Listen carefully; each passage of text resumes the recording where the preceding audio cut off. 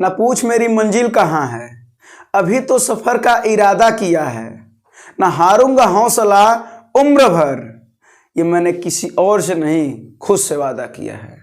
दोस्तों आज आपको रेलवे ग्रुप डी का लघुत्तम एवं महत्तम पाठ पढ़ा रहे हैं, ठीक है ना, जो अगला चैप्टर है आपका। अच्छा, इसमें एक चीज बताते हैं कि एक होता है अंक गणितीय और एक होता है बीज गणितीय, है ना। आप देखते होंगे इसमें दो तरीके के क्वेश्चन आते हैं, एक बीज गणितीय रूप में एक और एक अंक गणितीय सवाल तो आते हैं। तो सबसे पहले हम लोग एक पार्ट कंप्लीट करेंगे अंक गणितीय, ठीक ना। तो सबसे पहले हम जानते हैं कि भिन्न होता क्या है। तो भिन्न बराबर होता है अंश बटा हर, ठीक है ना। ये इसको रखे रहिए और इसी समय हम आपको ये बता दे रहे हैं कि लघुत्तम और महत्तम क्या होता है। वो छोटे से एग्जांपल में आपको समझा रहे हैं। जैसे मान लीजिए 2 और 4 का पूछ रहा है, बताओ लघुत्तम क्या होगा। तो लघुत्तम वो बड़ी संख्या होती है, लघुत्तम क्या होती है, बड़ी संख्या होती है, और महत्तम क्या होती है, छोटी संख्या होती है। तो बड़ी संख्या मतलब ये हुआ कि वो संख्या हम यहाँ पर लिखेंगे जो इन दोनों से कट जाए, जो दी गई संख्याएं उनसे क्या हो जाए, कट जाए, विभाजित हो जाए। तो 4 देखिए 2 से भी कट जाएगा, 4 से भी कट जाएगा और यही सबसे छोटा लघुत्तम होगा, ठीक है।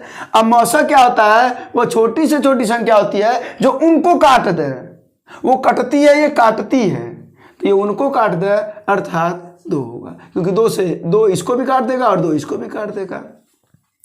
तो आप समझ में आपको आया होगा कि लघुत्तम और महत्तम होता क्या है। अब आते हैं भिन्न बराबर होता है अंश बटा हर। अब यहां से जो पहला सवाल आपका बनता है, अगर तो भिन्न का लघुत्तम पूछ दे, और दूसरा बनता है कि भिन्न का अगर महत्तम पूछ दे। तो देखिए भिन्न बराबर क्या होता है, अंश बटा हर। तो सबसे पहले आप अंश बटा हर कर लीजिए, अंश बटा हर कर लिया आपने, ठीक है। अब आपको क्या याद करना, लसा। तो जो भिन्न का लसा, तो लसा ऊपर रहेगा, यानी अंश का क्या हो जाएगा, लसा, और क्या बच रहा है, मौसा। तो हर का भाई मौसा हो जाएगा, ठीक है। यहां पर मौसा ऊपर है तो अंश का क्या हो जाएगा, मौसा, और हर का तब क्या बचा, लसा, ठीक है। अब एक सवाल लेते हैं, 3/4, 4/7 और 3/2। अब कह रहे हैं इसका बताओ लौसा क्या होगा। अब लौसा अगर हमें ज्ञात करना, वो भिन्न ना, उसी जैसा सवाल कुछ भी आ सकता है। वो हम एक छोटा सा एक एग्जांपल ले रहे हैं ताकि आपको समझ में आए कि कैसे लगाना है। तो भिन्न का लौसा अर्थात भिन्न कौन है, भिन्न का लौसा ज्ञात करना ना, तो अंश का लौसा। तो अंश कौन है, 3 है, 4 है और 3 है, यानी 3, 4, 3 का क्या ज्ञात कर लेंगे, लौसा। अब बटे कर देंगे हर का मौसा, तो 4, 7 और 2 का क्या, मौसा, ठीक है। तो अभी हमने क्या बोला, लौसा वो बड़ी से बड़ी संख्या होती है जिससे ये सब क्या हो जाए, कट जाए। तो 3, 4, 3 का क्या हो जाएगा लौसा, 12, 12 से वो सब कट जाएंगे ना, मतलब ये सब काट देंगे ना 12 को। और 4, 7, 2 यहाँ पर क्या है, कुछ कॉमन नहीं है। कहा जाता है मौसा वो संख्या होती है जो कॉमन भी होती है, सब में होती है, वैनिष्ट होती है, उसी के अंदर होती है। तो 4 में, 7 में, 2 में कुछ कॉमन नहीं है, तो कुछ नहीं है, तो 1 है। तो अर्थात इसका जो भिन्न का, इस भिन्न का जो लौसा आया वो आया 12, ठीक है। और अगर बात करा जाए मौसा का, तो मौसा कैसे ज्ञात करेंगे, अंश का इस बार क्या ज्ञात करेंगे, मौसा, यानी 3, 4, 3, ये जो 3, 4, 3 इसका क्या ज्ञात कर लेंगे, मौसा। तो 3, 4, 3 का क्या, मौसा, और क्या कर लेंगे, हर क्या है, 4, 7, 2 का क्या, लौसा। अब देखिए 3, 4, 3 का मौसा क्या होगा, वही जो सब में कॉमन हो। तो सब में कॉमन क्या है, कुछ नहीं इसमें, तो 1 है, कुछ कॉमन तो है नहीं, तो 1 है। और 4, 7, 2 का लौसा क्या होगा, तो ये बताइए, तो कितना हो जाएगा, ये 4, 7 दूना 14, तो 14 हो जाएगा आपका, 14 नहीं, ये कितना हो जाएगा, 7 चौको 28, 28। तो ये क्या हो जाएगा, भिन्न का मौसा, ये आपका मौसा आ गया और ये आपका था लौसा।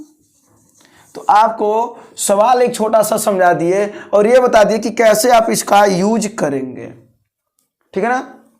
चलिए ये आता है कभी कभी, पहले तो ऐसा आता था, अब इधर में तो क्वेश्चन ऐसे को नहीं देखने को मिल रहे हैं, लेकिन हमने आपको समझा दिया कि अगर आप में क्वेश्चन आ जाए तो आप लगा सकते हो। तो भिन्न का लसा ये होता है, भिन्न का मौसा ये होता है, ठीक है ना।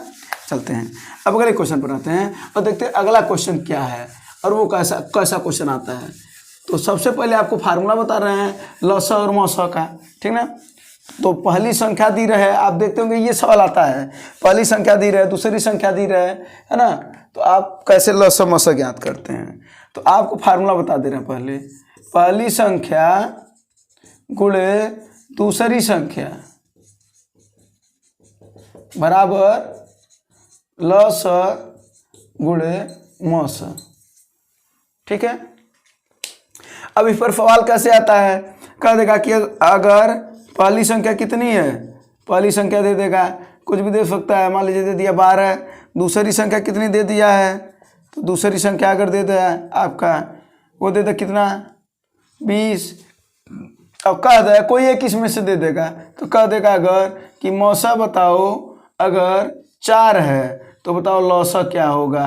भाई ये तो इजी क्वेश्चन हो गया, क्यों, क्योंकि पहली संख्या का मान कितना दिया है 12, दूसरी का कितना दिया है 20, लघुत्तम तो ज्ञात करना है और महत्तम कितना है 4, तो इसे 4 पच्चे 20 और 12 पच्चे 60, यही क्या हो जाएगा लौसा। तो आपको ये सवाल तो बहुत छोटा है, सवाल की वजह से नहीं, ये फार्मूले की वजह से बताएं कि पहली गुणे दूसरी। अच्छा अगर कह दे कि पहली 3-4 संख्या दे दें, 3 संख्या देता है, कहो तो उसका लौसा इतना मौसा इतना, तो क्या करेंगे, कुछ नहीं करना, पहली संख्या गुणे दूसरी संख्या गुणे तीसरी संख्या, चौथी दिया रहेगा तो गुणे चौथी संख्या, लेकिन बराबर लौसा गुणे मौसा ही होगा, ठीक है ना। ऐसे सवाल आते हैं और इस पर बीजगणितीय सवाल बनते हैं, तो इसी वजह से हम बोले हैं कि अंकगणितीय सवाल हम आपको बता दे रहे हैं, बीजगणितीय सवाल बाद में बताएंगे, ठीक ना। चलिए तो ये हो गया आपका एक और सवाल, ठीक है।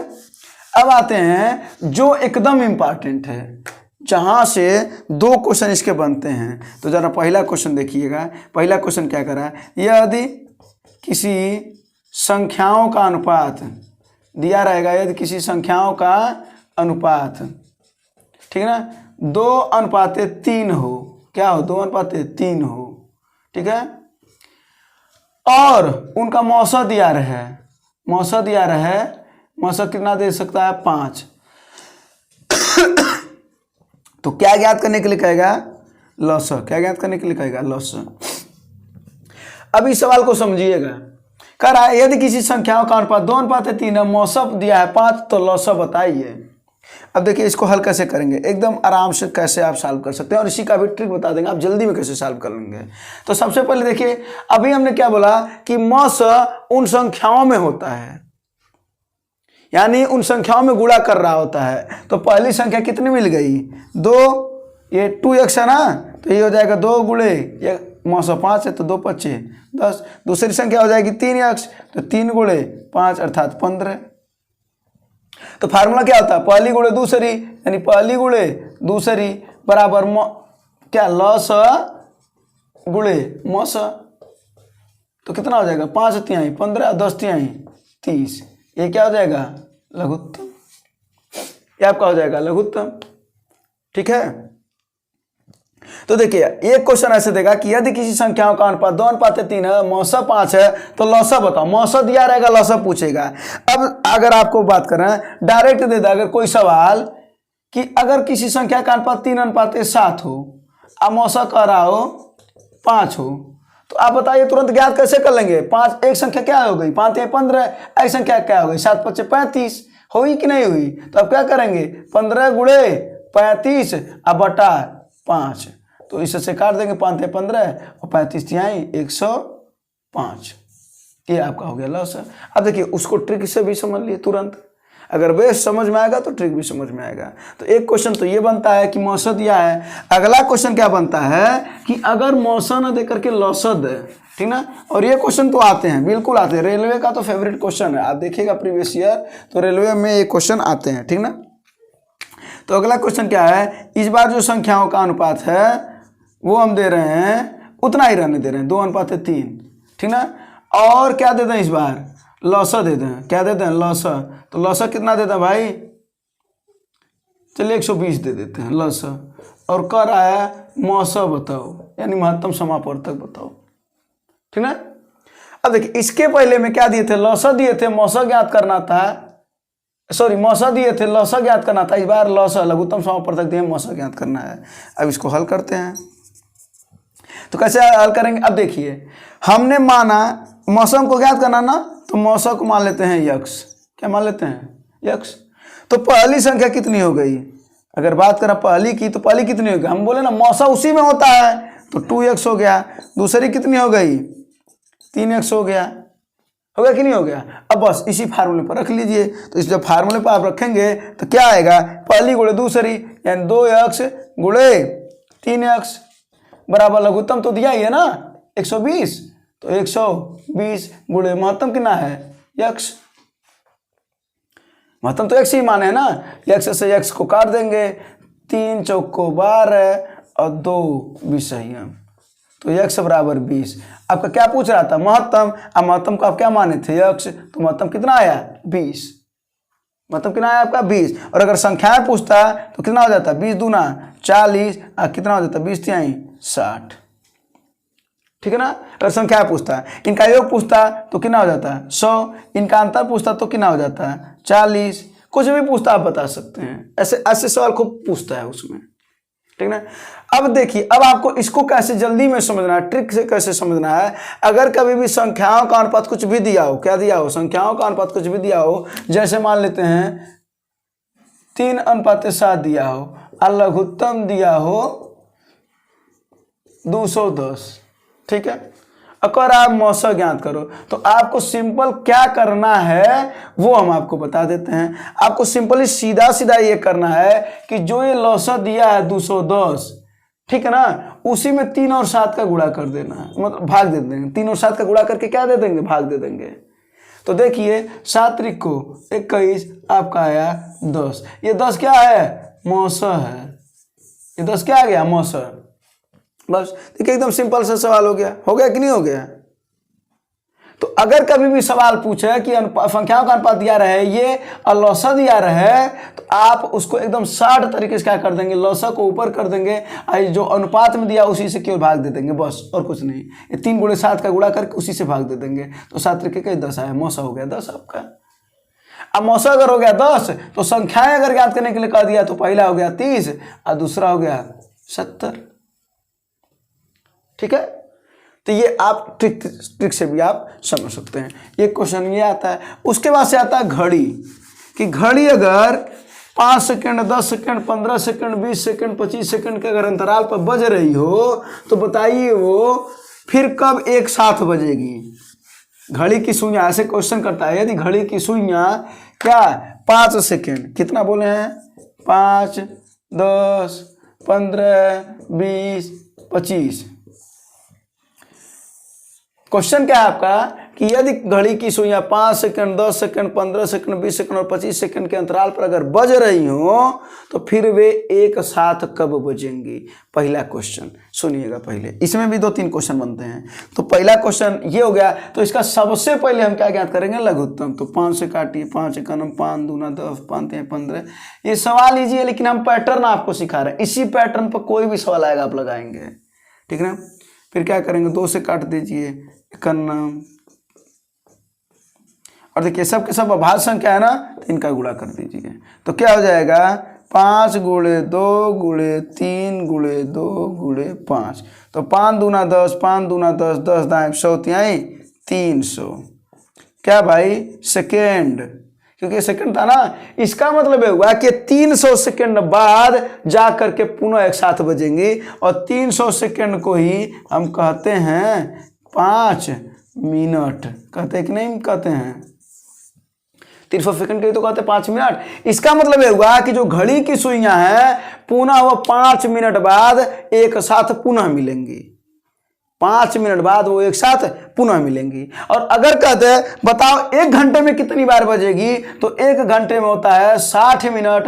अब 5 मिनट में अगर एक बार बज रहा है तो 5 से भाग दे देंगे, तो क्या आ जाएगा? 12। इसका मतलब कितनी बार बजेंगी? 12 बार। कितने? 1 घंटे में। अब ये भी क्वेश्चन कभी कभी बढ़ा देता है, क्वेश्चन कर देगा 5, 10, 15, 20 सेकंड 25 सेकंड के अंतराल पर घड़ियां बज रही हैं, तो बताओ 1 घंटे में कितनी बार बजेगी। तो सबसे पहले तो मैं देखेंगे कि वो कब मिलेंगी, तो 300 सेकंड पर मिलेंगी। इसका मतलब हुआ कि 5 मिनट पर मिलेंगी, तो इसका मतलब हुआ कि 1 घंटे में 60 मिनट होता है, तो 12 बार बजेंगी वो एक साथ, मतलब 1 घंटे में 12 बार वो मिलेंगी सुइयां। और अगर बात करें कि दिन भर में कितना, तो दिन भर में होता है 24 घंटा, और 24 घंटे में होता है 60 मिनट। 1 घंटे में फिर 60 मिनट ना, तो 24 गुणे 60 कर देंगे, और 5 मिनट में बज रहा है, तो इससे काट देंगे, तो 5 बज रही है हमें 60, और 24 दाएं 240, और 240 को 24 दूना 48 में जोड़ लेंगे, तो 8 8 8 288 बार बजेगी दिन भर में। तो कोई सा भी क्वेश्चन करेगा आप, पैटर्न यही है कि अगर ऐसा दिया रहेगा तो लघुत्तम ज्ञात कर लेंगे, और कब एक साथ बजेगा सबसे पहले वो ज्ञात कर लेंगे, उसके बाद से क्या करेंगे, जितने देर में पूछ रहा है उससे भाग दे देंगे, ठीक ना। तो ऐसे कुछ हैं जो अंक गणितीय सवाल आप में आते हैं। और रही बात जो बीजगणितीय सवाल होते हैं, उनको जानने के लिए आपको फार्मूले जानने पड़ेंगे, द्विघात समीकरण जानना पड़ेगा, तो वो आपको नेक्स्ट क्लास में मिल जाएगा। तब तक के लिए धन्यवाद, जय हिंद।